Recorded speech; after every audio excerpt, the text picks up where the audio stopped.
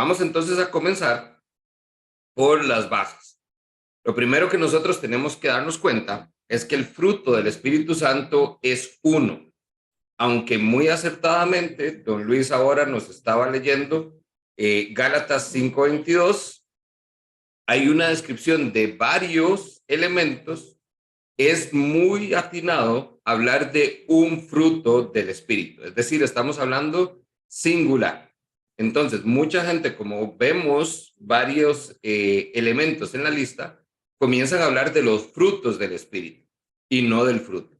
Y el error con esto es que entonces tendemos a pensar que muchas de estas cosas nosotros entonces las vamos como acumulando. Y entonces usted escucha creyentes decir que, bueno, yo tengo fe y tengo amor y tengo paciencia, pero bueno, la mansedumbre todavía tengo que trabajarla. Entonces, esto es algo que nosotros debemos tomar muy en cuenta porque en términos de madurez espiritual, de nosotros como creyentes crecer, tenemos que darnos cuenta que esto es un combo de todo o nada. Yo no puedo decir que tengo algunos de los frutos del Espíritu y otros no, porque entonces tampoco es algo que yo tengo. El fruto es algo que se produce en el creyente. Es uno y viene a ser obra del Espíritu Santo. Lo otro que vamos a ver para tener un poquitito más esto en contexto es que se habla del fruto del Espíritu Santo y el término que se utiliza es carpos. Y este carpos inmediatamente nos habla de obras o acciones. Es decir, no es algo ahí nada más que está, sino es algo que estamos haciendo o más acertadamente produciendo. Podríamos entonces decir que el fruto del Espíritu Santo es el resultado natural de la santificación del Espíritu en la vida del creyente. Algo que entonces estábamos hablando la semana pasada. La santificación es ese proceso a través del cual el Espíritu Santo nos va entonces haciendo cada vez más santos. Ese resultado de ese proceso entonces se ve cuando vemos el fruto del Espíritu Santo en la vida de un creyente. Ahora, ¿a qué nos referimos con esto? Pablo es uno que desarrolla mucho este tema. Y Pablo es el que entonces, ahí en Gálatas 5:22, comienza a desarrollar cuál es este fruto del Espíritu. Veamos entonces algunas equivalencias espirituales, que es la que nos va a dar entonces un poco de mayor sentido de qué estamos hablando. Cuando hablamos de fruto, nosotros vemos que la semilla se planta y crece una plantita. Pues a nivel espiritual estamos hablando del evangelio. El evangelio es plantado en el corazón de la persona y comienza a dar fruto en la vida del creyente. Número dos, hay temporadas para plantar y temporadas para cosechar.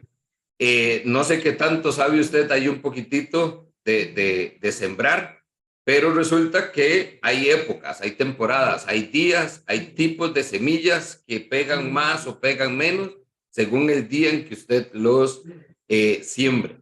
De la misma manera con la cosecha. Una vez viví en casa de un señor que él decía que tenía un palo de aguacate. Y dice, el palo de aguacate, dice, usted tiene que quitar el aguacate, pero después de las 5 de la tarde. Si lo hace antes, no es igual. Bueno, entonces son de estas cosas que usted comienza a ver que hay cierta intención en el término de ver que hay épocas para plantar, épocas para cosechar, y hay tiempos muy específicos, o lo que se llaman temporadas. Pues nosotros vamos a ver lo mismo a nivel espiritual. Usted no puede esperar entonces que simplemente ya algo suceda, sino que hay un tiempo para todo y dice la palabra que el tiempo de Dios es perfecto, ¿verdad? Y lo tercero, que tiene que ver con esto que estamos conversando, es que el fruto llega a su debido tiempo. Entonces, toma un proceso y un tiempo para que la semilla produzca el fruto, ese fruto entonces se manifieste, madure y llegue a un punto óptimo para poder ser cosechado. Pues lo mismo pasa con nosotros en la vida espiritual. No podemos pretender simplemente porque decimos creer en Jesús, que entonces de la noche a la mañana Él haga la obra en nosotros y el Espíritu haga la obra en nosotros y ya en 1 o 2 semanas estamos dando fruto. Hay un tiempo específico para entonces dar fruto a nivel espiritual. La otra parte que podemos ver que nos da mejor claridad en esto es que vemos algunas características que tiene el fruto en nuestra vida normal o cotidiana que podemos ver también en el plano espiritual. ¿Cuáles son estas? Uno, el fruto no se obtiene trabajando, sino que nace permaneciendo. Es decir, el fruto ya viene en el árbol, pero ese árbol ha permanecido afianzado al suelo, tomando nutrientes y avanzándose de muchos nutrientes que hacen que ese fruto perdure. Número dos, el fruto, nosotros vamos a ver que no se, se produce a sí mismo. Esto no es algo que se crea, sino es algo que se produce. Ese producir, ahora que Jorge Mario entonces nos decía que no, tal vez no necesariamente se produce y todo, más bien sí tiene que ver con un proceso de producción porque tiene que ir desarrollándose ese fruto. Y número tres, lo que vemos es que normalmente el fruto es atractivo, es notable o puede ser llamativo. Cuando usted va entonces, y depende aquí cómo fue criado, yo todavía tuve la oportunidad de guindarme ahí en los palos de mango, ir a buscar entonces manzanas de agua, a pegar jocotes y todo este tema, usted siempre va por el fruto que es más atractivo. La manzanita que está más roja, la naranja que está más naranja, el limón que está más grandecito, bien amarillo, el limón verde que usted lo toma y entonces hasta que se siente pesadito. Esta parte atractiva resulta igual en el plano espiritual. El fruto del Espíritu Santo es atractivo para el no creyente. Es algo que usted dice, mira, ¿qué es esto? Yo no lo entiendo, ¿por qué se ve tan bien? ¿Por qué es tan atractivo? Hay algo que se nota. Entonces, esto nos da un contexto donde nosotros tenemos que darnos cuenta que para comprender el proceso del fruto en nuestras vidas, debemos mirarlo desde este punto de vista agrario.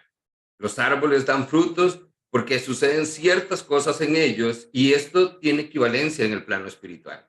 Así como entonces lleva tiempo, lleva un proceso, lleva cuidado, pues lo mismo es con la vida del creyente. No podemos simplemente nosotros esperar que alguien dé fruto si no ha sido plantado en el lugar correcto, con tierra fértil, si su semilla no ha sido cuidadosamente plantada, si no ha sido abonado, si no tiene los nutrientes, si no tiene su dosis de agua. Ese cuidado es el que nosotros vemos que se provee en la iglesia a través de los dones espirituales que vamos a estar hablando también la próxima semana. Es decir, hay todo un proceso, toda una serie de elementos que tienen que darse para que entonces el creyente produzca fruto. Ahora, ¿por qué entonces es importante? O sea, ¿por qué estamos hablando del fruto del Espíritu Santo? Acompáñeme a Mateo 7, a partir del verso 16. Ahí lo tiene en pantalla también, pero creo que lo lee mejor en su Biblia.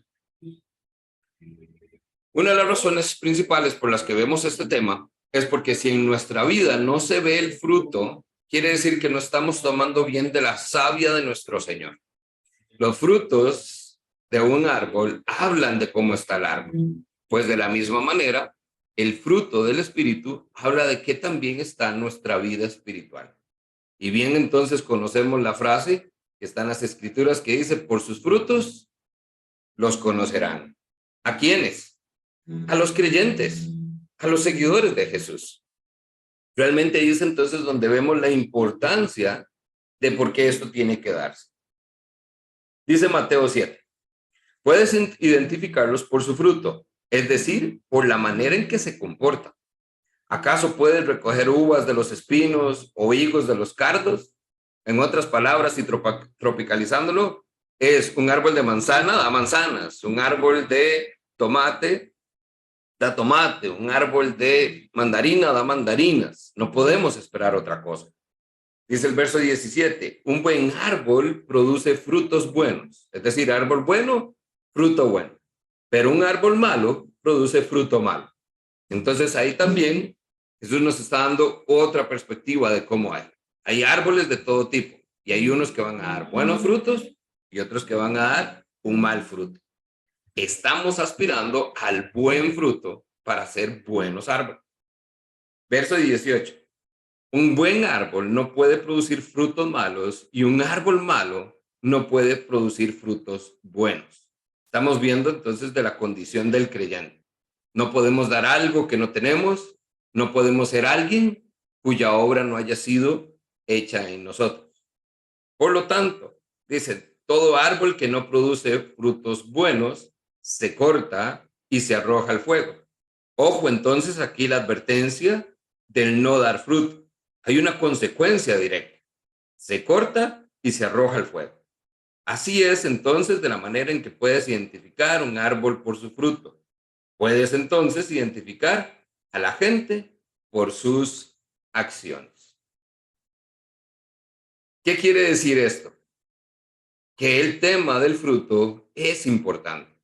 Nosotros tenemos que darnos cuenta que esto no es un tema nada más de conocer. Esto es algo que tenemos que saber y poder entonces desarrollar, producir y evidenciar en nuestra vida. ¿Alguna preguntita o comentario hasta acá?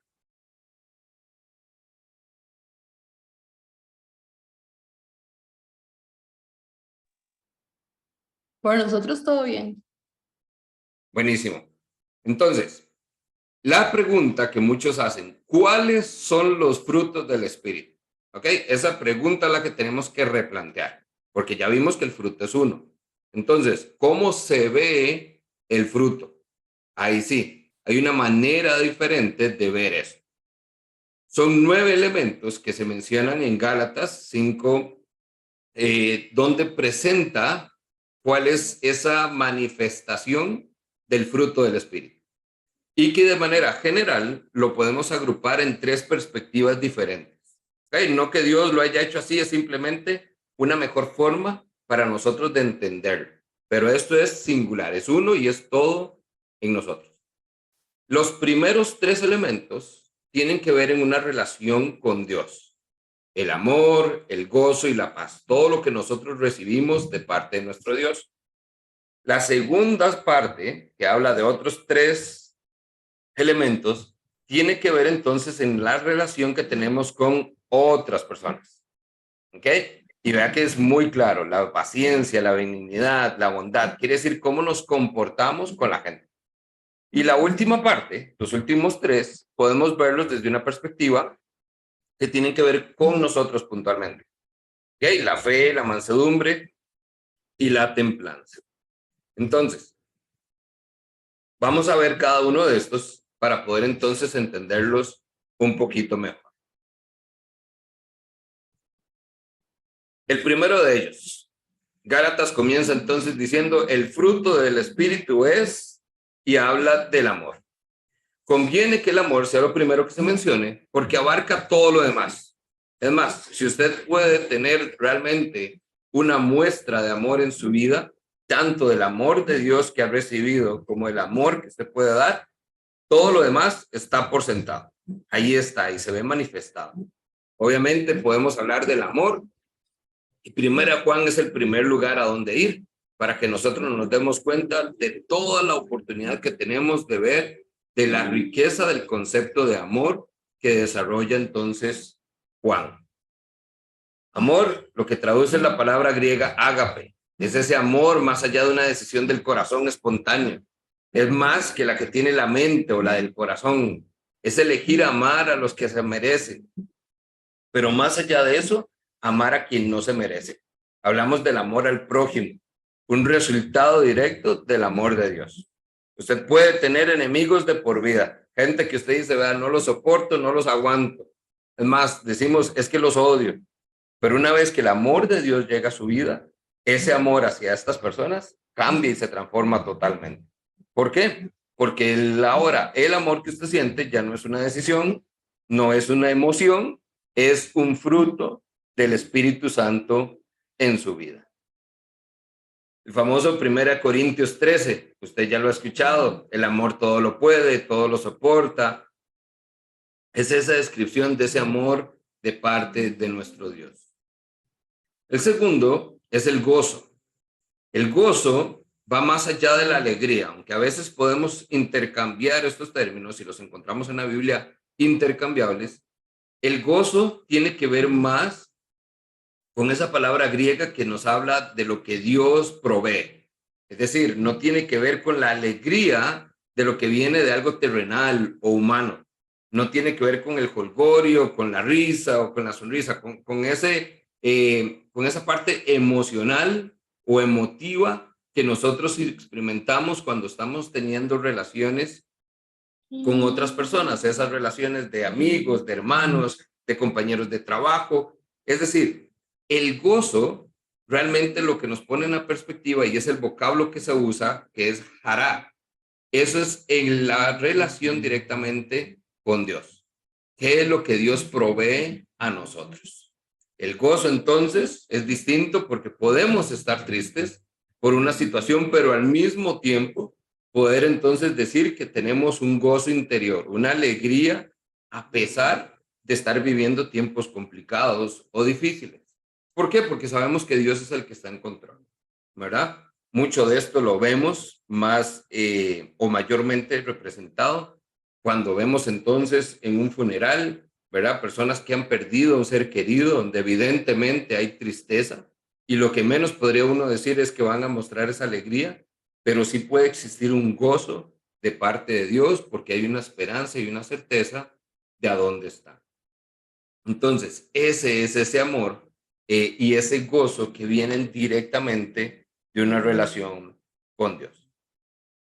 El tercer elemento es la paz. La paz es el término griego que es equivalente a la palabra hebrea shalom.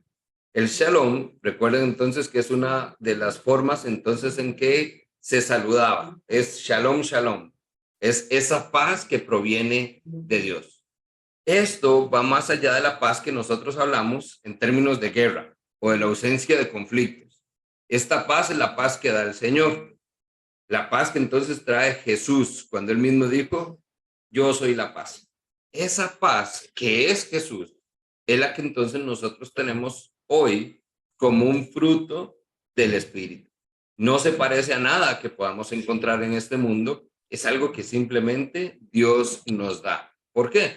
Porque al tener a Cristo Jesús, tenemos la paz. Si alguien tiene alguna consultita o algo, me lo puede hacer saber. La idea ahorita es presentar nada más la perspectiva general y luego entonces ver la aplicación. Cada una de las referencias, usted las podrá ver ahí en pantalla. Le invito a que después vea la tareita, porque entonces, yendo usted cada uno al pasaje, se va a dar cuenta y podrá comprender un poco mejor.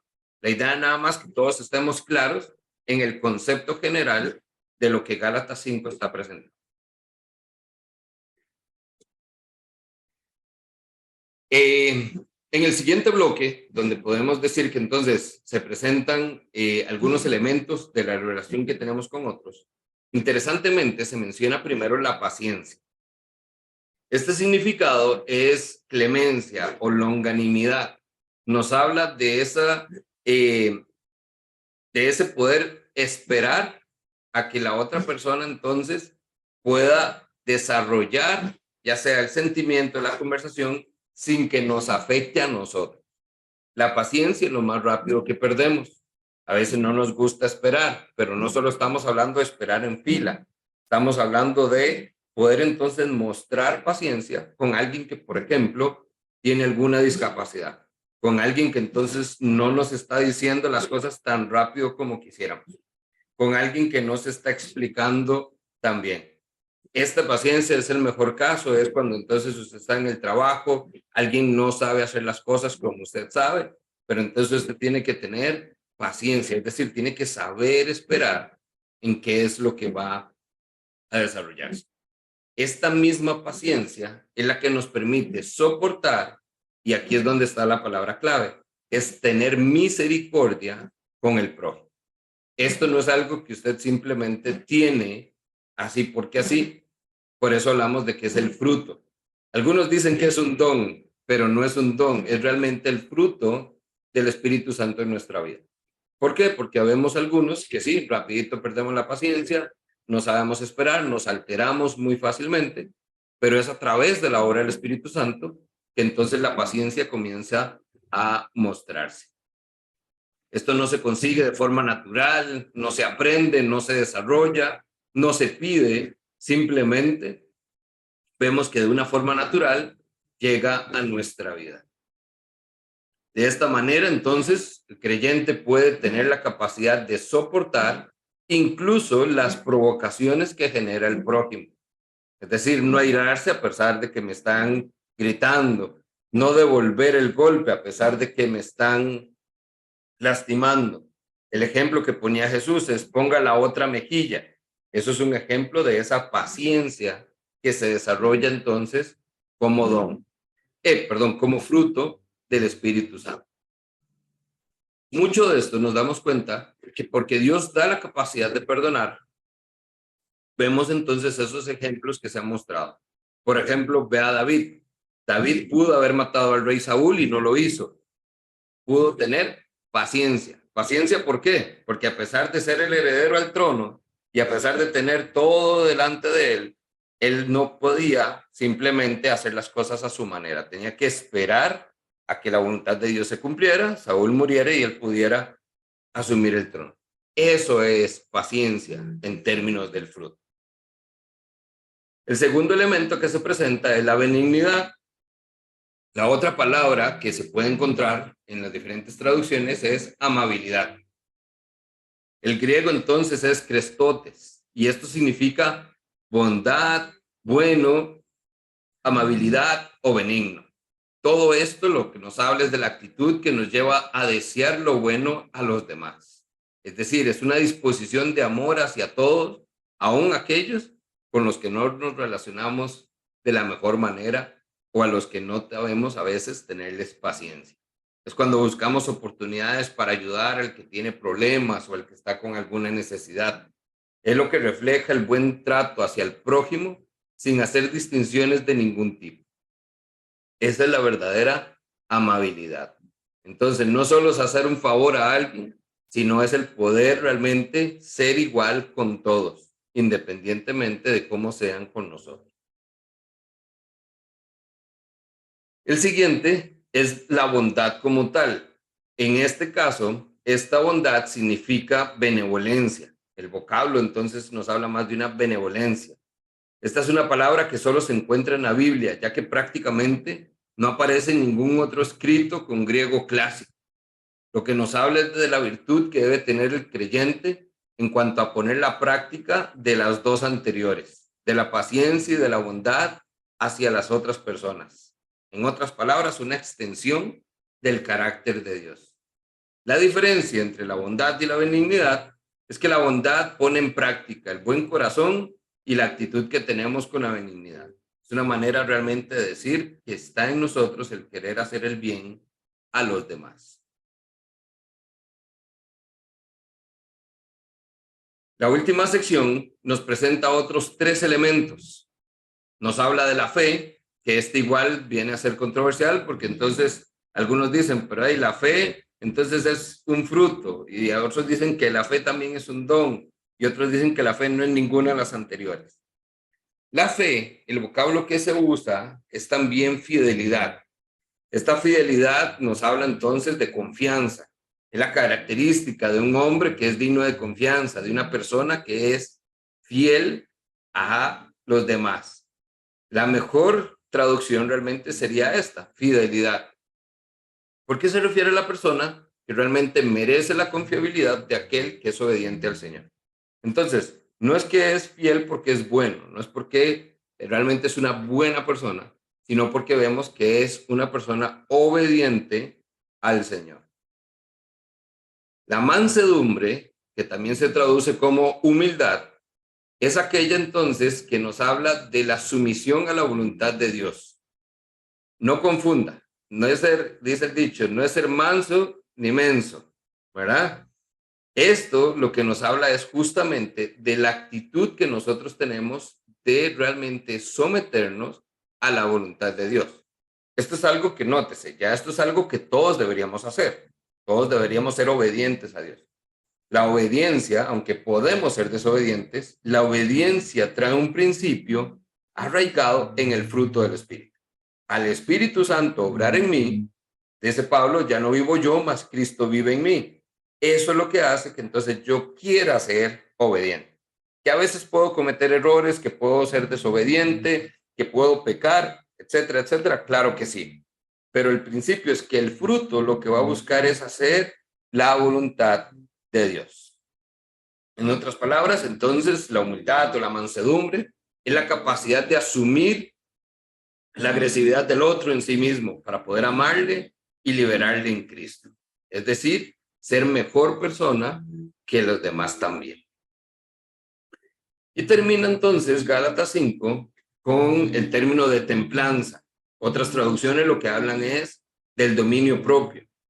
Esta es la persona que es capaz de contenerse. Esta palabra, propiamente, el vocablo original, se usa para describir la disciplina de un atleta, aquello que es indispensable para desempeñar un buen papel en las competencias. Es la autodisciplina en cuanto a apetitos y fantasías. Es decir, no es solo tener dominio propio de poder controlarme, sino es controlarme porque yo sé las consecuencias fatales que tendrían en no hacerlo. Es decir, no tanto entonces porque yo quiero hacerlo y ser buen atleta, sino porque quiero realmente poder servir a otros. ¿Qué es entonces lo que nosotros podemos ver en términos de aplicación? Número 1, el fruto del Espíritu Santo es del Espíritu Santo. En ningún momento el Dios llama al creyente a producir ese fruto por esfuerzo humano. Es decir, no es algo que nosotros tenemos que hacer o producir, sino que es del Espíritu Santo y el Espíritu Santo es quien lo produce. Número 2, el fruto no es instantáneo. No espere usted que de la noche a la mañana su vida cambie. Su vida cambia porque conoce a Cristo, pero realmente se va produciendo el fruto de una forma lenta muchas veces, gradual. Es decir, se va desarrollando poco a poco en su vida como creyente. Y número 3, el fruto no son los dones del Espíritu Santo. Hay mucha gente que entonces, como se describe en Gálatas, el fruto con 9 elementos, la gente tiende a confundir que entonces cuando hay fruto del Espíritu Santo es porque hay dones en mi vida. En realidad los dones se distribuyen de forma individual por la voluntad del Espíritu. Es decir, a cada uno de nosotros se nos da una manifestación del Espíritu, pero realmente el fruto es algo que está en todo cristiano. Solo que va a tomar tiempo el poder verlo manifestado.